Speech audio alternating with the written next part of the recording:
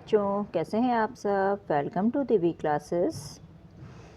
और आज हम पढ़ेंगे आपकी पाठ्य पुस्तक सारंगी का एक और पाठ जो है एक आनंदमयी कविता, और इसका नाम है गिरे ताल में चंदा मामा। ये चंदा मामा वाला यूनिट है, तो इसमें एक कविता और हमने पढ़ी थी चंदा मामा, और ये है दूसरी कविता गिरे ताल में चंदा मामा। देखिए चंदा मामा का सीन दिया हुआ है ना, ट्रीज है, चंदा मामा है, ताल है और मछुआरा भी है, और वो जाल भी पकड़े हुए है। चलिए पढ़ते हैं इसको और देखते हैं क्या है इसमें। गिरे ताल में चंदा मामा, गिरे ताल में चंदा मामा, सबने देखा सबने देखा, फंसे जाल में चंदा मामा, फंसे जाल में चंदा मामा, सबने देखा सबने देखा, सबने देखा एक अचंभा, सबने देखा एक अचंभा, मछुआरे ने जाल समेटा, मछुआरे ने जाल समेटा, कहीं नहीं थे चंदा मामा, कहीं नहीं थे चंदा मामा, कहाँ गए जी चंदा मामा, कहाँ गए जी चंदा मामा। इसके राइटर हैं राजेश जोशी।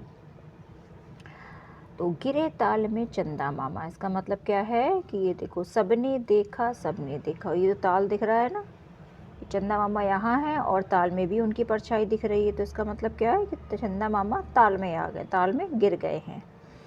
सबने देखा, सबको दिख रहा है कि चंदा मामा इस ताल में गिर गए हैं। फंसे जाल में चंदा मामा, फंसे जाल में चंदा मामा, और ये दिख रहा है कि मछुआरे ने जब जाल फेंका तो चंदा मामा की जो परछाई है उस जाल में ही आ गई है, तो ऐसा लग रहा है कि चंदा मामा उसके जाल में आ गए हैं। सबने देखा सबने देखा, सबने ये देखा कि चंदा मामा जाल में फंस गए हैं। सबने देखा एक अचंभा, अचंभा माने आश्चर्य, जिस पर हमें विश्वास ना हो। मछुआरे ने जाल समेटा, कि जब मछुआरे ने जाल समेटा तो क्या आश्चर्य हुआ कि कहीं नहीं थे चंदा मामा, कि जब उसने जाल समेटा तो चंदा मामा थे ही नहीं, और जब पानी में ताल में जाल था तो उसमें तो चंदा मामा दिख रहे थे। तो चंदा मामा कहाँ चले गए हैं, यही एक अचंबा है। तो कहीं नहीं थे चंदा मामा, कहाँ गए जी चंदा मामा, कि चंदा मामा कहाँ गए, यही सब देख रही हैं। और सबने देखा कि जाल में चंदा मामा थे, लेकिन जब निकाला जाल तो चंदा मामा थे ही नहीं। क्यों नहीं थे, क्योंकि वो परछाई थी, और परछाई तो किसी जाल में नहीं आती है।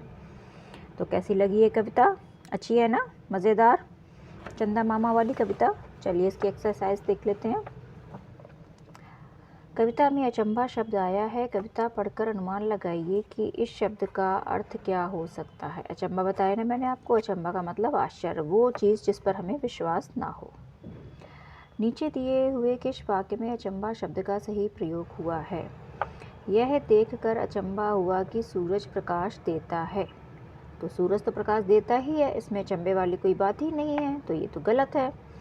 यह देखकर अचंभा हुआ कि चाँद रात में दिखता है, तो चाँद भी रात में ही दिखाई देता है, हमें दिन में तो नहीं दिखता है, तो ये भी कोई अचंभे वाली बात है ही नहीं, ये तो नॉर्मल बात है। यह देखकर अचंभा हुआ कि आधे मैदान में बारिश हुई और आधा मैदान सूखा था, तो ये तो अचंभे वाली बात है कि जब भाई बारिश होती है तो पूरे मैदान में बारिश होगी।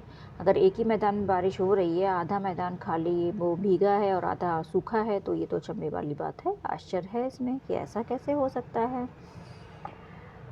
इस कविता में चंदा मामा की जगह पर सूरज दादा कहकर इस कविता को पढ़िए, अपनी नई कविता को कॉपी में लिखिए। अब ये जो कविता है, जहाँ जहाँ पर ये चंदा मामा आया है, वहाँ पर आपको लिखना है सूरज दादा, और उसको पढ़ना है ऐसे लिख करके, और उसको अपनी कॉपी में लिखना भी है।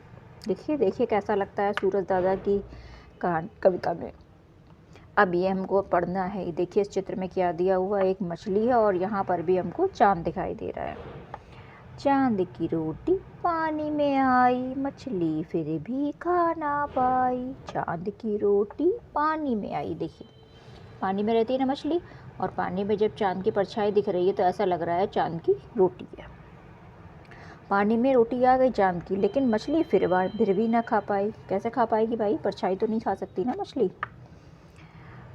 सोचिए और लिखिए, चाँद की रोटी किसे कहा गया है। सोचो अब भाई, चाँद की रोटी किसको कहा गया है। तो पानी में चाँद तो है नहीं, चाँद की क्या है, परछाई।